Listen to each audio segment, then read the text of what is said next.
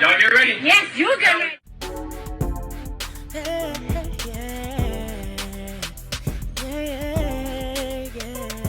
If you want the latest news in the streets, join us and tune in for the tea. Breaking news with integrity. So tell your friends and your family. It's the Lovelyti TV show, bringing you good tea and good vibes. It's the Lovelyti TV show. Be sure to share, like, and subscribe. And breaking news tonight in the music industry, Grammy-nominated rhythm and blues artist Angie Stone has died. Her longtime publicist announced earlier today the singer died in a vehicle crash in Montgomery County. Now, this is video sent to us from Linnell Jacobs' car of her final performance that happened right here in the Port City. She performed at the Grand Marshals Ball in Mobile last night, and she was heading to Atlanta when the crash happened. Stone's publicist remembers her as an honest, talented person that left a big impact on the music industry.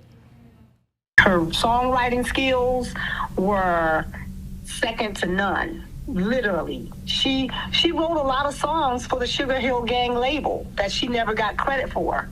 And But she was just an incredible talent. I mean, when I say very smart, she was just a very, very smart woman. 9 other people were in that vehicle. No other details are known about the other people in the van or the circumstances surrounding the crash. Stone's career spanned decades, and she was best known for hits like No More Rain and Wish I Didn't Miss You. She was 63 years old. And the Mardi Gras Area Association sending us this statement. It reads in part, quote, "It is with deepest sympathy that we express our condolences to the Stone family during this difficult time. We were truly saddened to hear of Angie's passing, and our hearts go out to you all. During this time of bereavement, please know that our thoughts and prayers are with Angie's family and loved ones. May you find comfort and strength in the loving memories you shared with her, and may her legacy continue to inspire all those who were fortunate enough to have known her." Hey tea sippers, I hope you guys are doing okay today. Happy Monday. I'm still not really feeling too good, so I'm not coming on camera. But anyways, I wanted to come on here and talk about this whole Angie Stone situation because it's really bothering my spirit. So you guys just watched the news clip about her passing. It happened this past weekend. Angie Stone was 63 years old. And for y'all who don't know, recently Angie Stone took to social media and she was basically blasting the industry. She was talking about how Universal Music Group, that is ran by Lucian Grange, and Arista, because she was at one point signed to Arista via Clive Davis, who's another music industry, devil.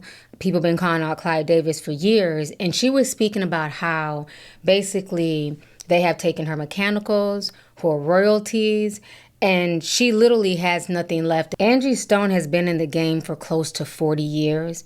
She was also the person who wrote the theme song for Girlfriends, in case y'all didn't know. Let me go ahead and play this for y'all real quick. The ability to change my voice, to go from a soul singer into my girlfriend, to go there. There was a run that I do on the song that they started to write the show to. And when they started to write, they realized that if they go past this run, the ratings are low. But if they get it in time where they write on the run, they got, the ratings were super high. So they told me, not only is that a theme song, that song, it has magic to it. So yes, I was kind of shocked when people was like, I saw everybody on TikTok singing My Girlfriend. All right, so you guys just saw that. She also wrote just a lot of hits for people. Her son's father is D'Angelo. She also helped to co-write a few songs on his album. And their relationship is very interesting, child, but that's a whole nother video. We're just going to stick to the topic at hand for now. She's just a musical legend. Her pen game is fierce. And so to find out as recently as a week and a half ago before her death that she's not receiving any royalties for this, people didn't submit claims for her, and that the fact that she, at the age of 63, is still having to tour and work and sing is insane to me.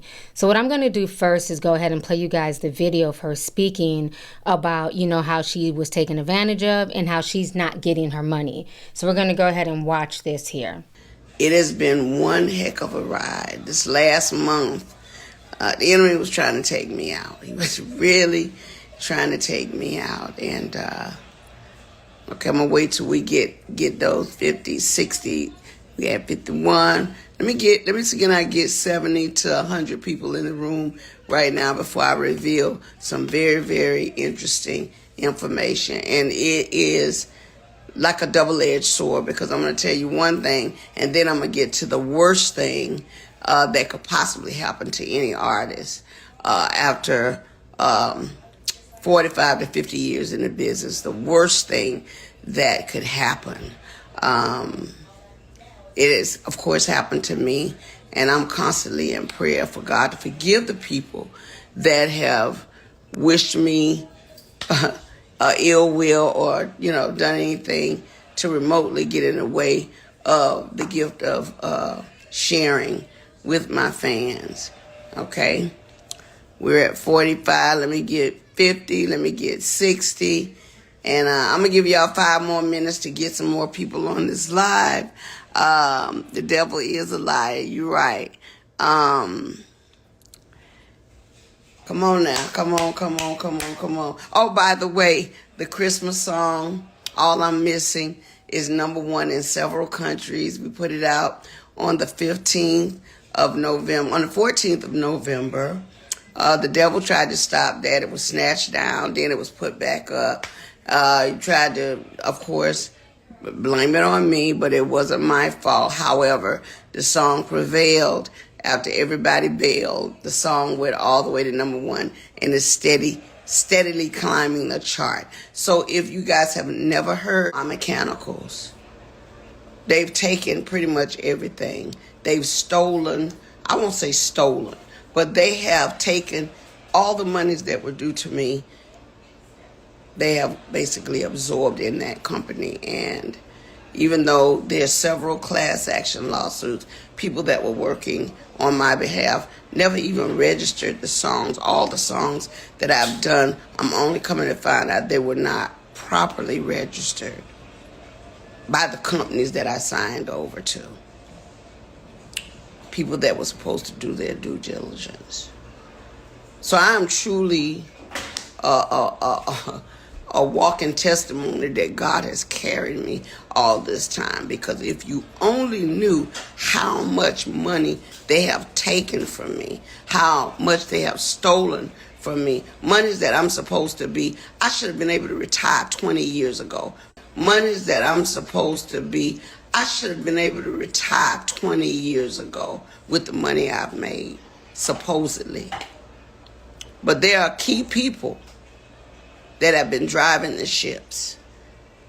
And what they've been doing is improperly representing me, improperly stealing from me, taking things in their own hand, changing and switching lanes because they knew I didn't know that part.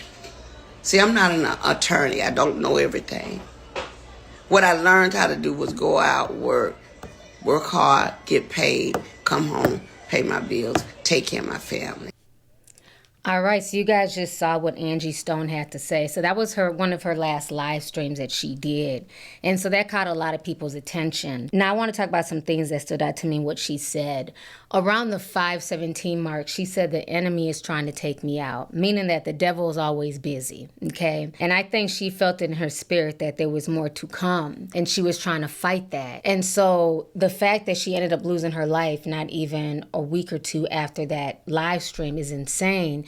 And the fact, let's not forget, that she died in a car crash just like Lisa Left Eye Lopez of TLC. Remember, in that car crash, there were 7 people with Lisa. Lisa was the only person who died. In this car crash, there was 9 people with Angie Stone. Angie Stone was the only person who died. And both of those numbers, 7 and 9, are very powerful numbers. Let's also not forget the number 9 means the end.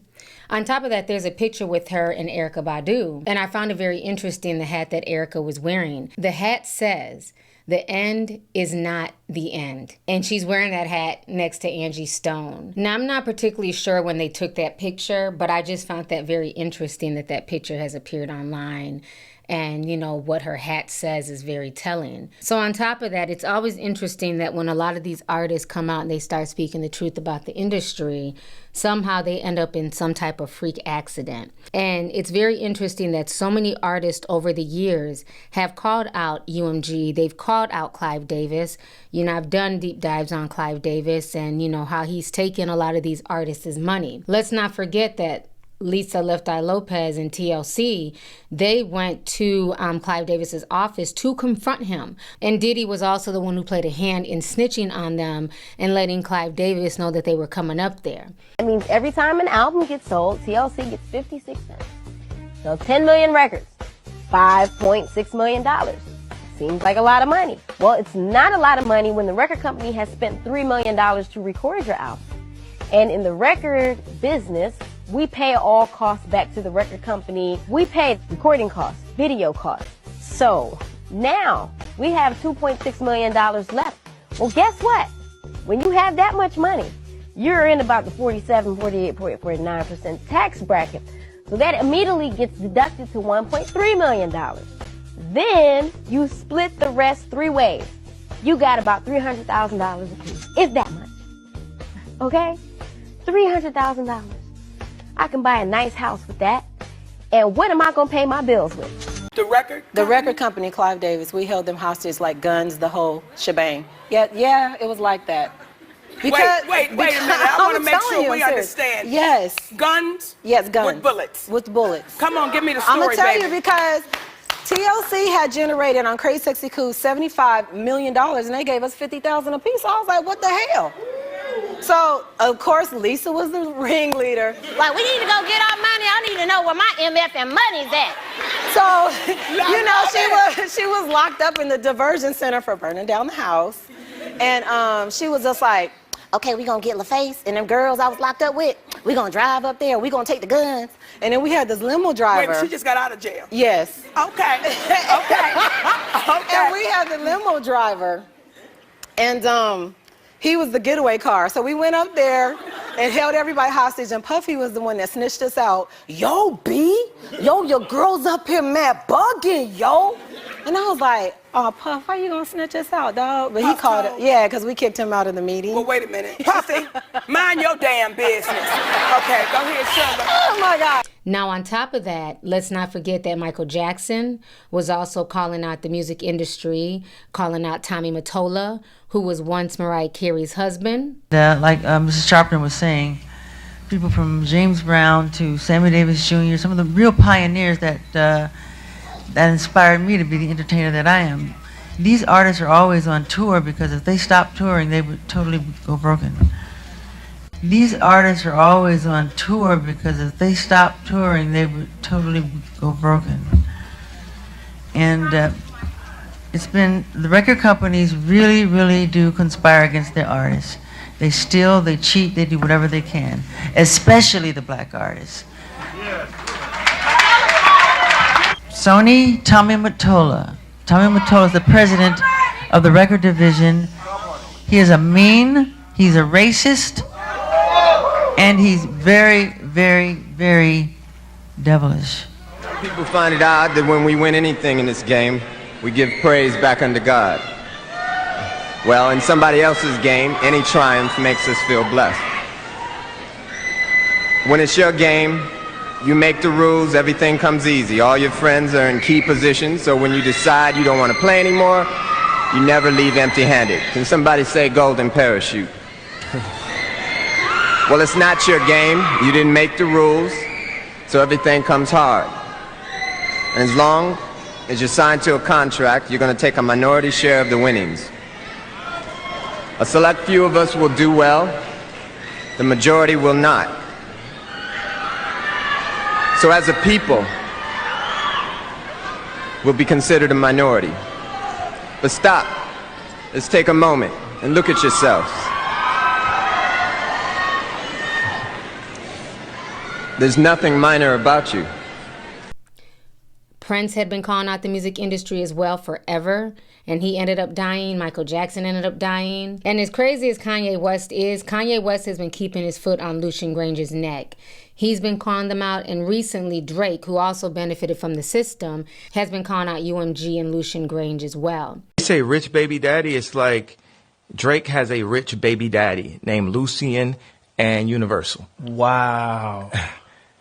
He's like, like, man, my daddy got it. You know what I'm saying? It's like, my daddy controlled the spins. My daddy got the DSPs. My daddy. Drake has a rich baby daddy named Lucian. So all of his streams in the number ones is controlled by someone named Lucian.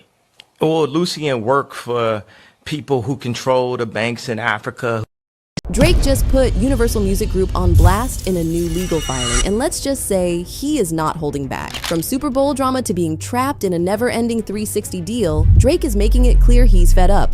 What he's claiming is that they were manipulating streams to push Kendrick Lamar and promote the song because it can pretty much devalue his next offer because he's looking at a new deal. UMG was looking for how to cut out a lesser deal for him when it comes to renewing the contract, which, according to him, explains why they promoted Kendrick's song. Oh, and let's not forget that Drake also accuses UMG of paying influencers and social media platforms to push the song. So I don't believe in coincidences. I believe there's more to her death. The whole situation is just really sad, but just even taking away the spiritual, the esoterical, the conspiracy aspect of it, I want to look at this from a more human basis as well. And what I find the most sad is that this woman was still on the road performing at 63. And I think for a lot of us, we've been led to believe that, these people are performing because they love it and, it's something for them to do. Who wants to just sit at home and be bored? But the average American retires between the ages of 60 and 62. Sometimes you can retire earlier than that, but that's usually about average. Angie Stone was 63, and one of the points that she made around the 8-minute mark, she says she should have been able to retire 20 years ago. And I agree with that. So many times these celebrities are fed to us as being the epitome of making it. They're wearing these glamorous gowns, they're on the red carpet, they're going to all these exotic places. But isn't it interesting that these people are getting older and older and they're still having to perform? Something is not right. Why is it that the average person who worked at a corporate job, or maybe they worked in the trades for 20, 30 years, they can retire, they have their IRA set aside, and a lot of older people are living comfortably. Not everybody, but the average, they're living comfortably, their bills are paid, they can have a vacation spot in Florida and live up north during the winter. But it's very interesting that these celebrities that we have been taught to worship and put on pedestals from the time that we're children, they are all still out here performing and struggling. It makes no sense to me. If you guys don't know, recently there's been a lot of conversation on TikTok and on Instagram about Mary J. Blige and Mariah Carey, who are both on tour. Mary J. is 54 years old, Mariah Carey is 55. Both of these women, with what they've supposedly made from, their album sales and tour sales, they really shouldn't have to be out here singing and forcing themselves to dance. There's literally video of Mariah Carey looking like she's checked out. She looks tired. She can't dance. She can't keep up with her dancers.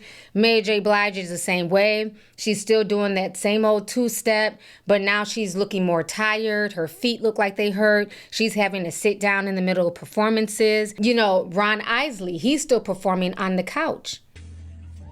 Don't know what to say, baby, and I think I got it.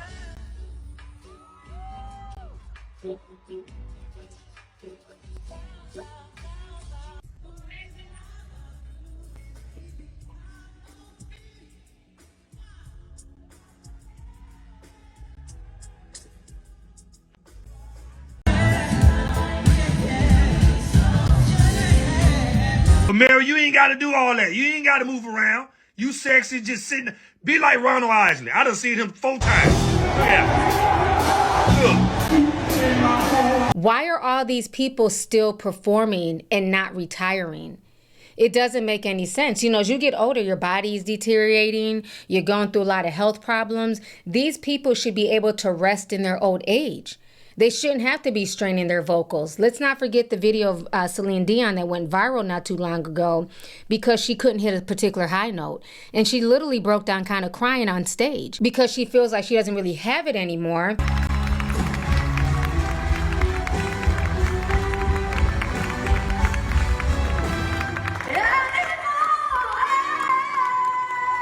I'm your lady, so I had to.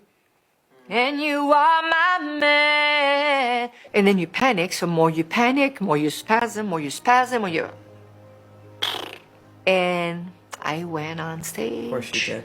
Of course. And? And I started to sound more nasal. My whole team had to just...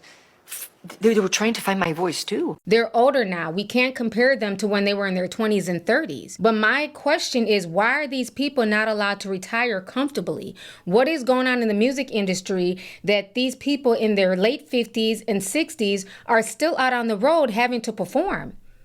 Performing is a lot of work. You know, not only memorizing the choreography, the songs, and, you know, I'm sure a part of them loves it. But as I'm looking at this with a fresh set of eyes and as I'm getting older, I'm like, these people are tired. Why are they not able to just retire comfortably and live off of the money that they've made in their 20s and 30s, like the so-called average person? You know, what is going on in the industry that they're still being forced to perform? I mean, this is just insane to me. At 63 years old, Angie Stone should have been chilling in bed, you know, eating some bonbons, retired, and living off of the money and the sweat and the tears and the blood that she put into this industry. There's no reason that this woman should have to still be out here touring. You could tell she was tired from her last live stream, the things that she was saying. I should have been able to retire 20 years ago. That really stuck out to me because she should have. That lady has put in work. And there's no reason that she was still out here having to, you know what I'm saying, feed her family at 63 years old.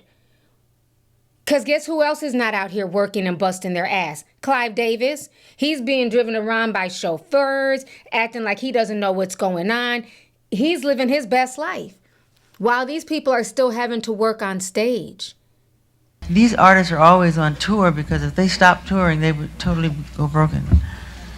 These artists are always on tour because if they stopped touring, they would totally go broken. It's sad.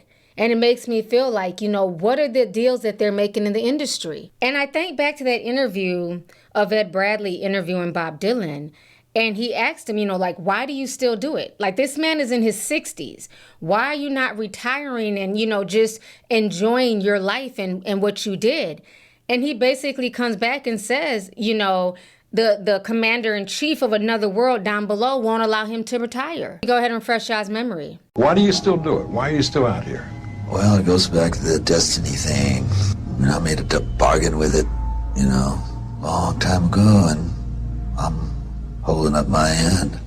What was your bargain? To get where I am now. Should I ask who you made the bargain with? with the chief commander. On this earth? And on this earth, and then in a world we can't see. He did that interview in his 60s, years ago. Do you guys know that Bob Dylan is now 83 years old? And he is still on tour. He has a scheduled tour in spring of 2025 at 83 years old. Something ain't right in the music industry. That an 83-year-old man is still out here having to perform at 83. Think about the average 83-year-old American. They're chilling. So I'm not going to get too deep in this video, but I just wanted to leave y'all with a few of my thoughts. I feel so bad, you know, for what's going on with a lot of these people. Rest in peace to Angie Stone. She was definitely a very talented individual. You know, my heart goes out to her children. So let's go ahead and get the discussion popping. Let me know y'all's thoughts on this entire situation. How do y'all feel about this? Do you feel like her passing is way deeper? And how do you feel about the fact that these artists are still having to perform in their old age as opposed to them retiring and enjoying the fruits of their labor? So I look forward to reading y'all's comments down below. Y'all have a good day and thank you for tuning in. Talk to y'all later. Deuces. If you want the latest news in the streets, join us and tune in for the tea. Breaking news with integrity. So tell your friends and your family. It's the Lovelyti TV show, bringing you good tea and good vibes. It's the Lovelyti TV show. Be sure to share, like, and subscribe.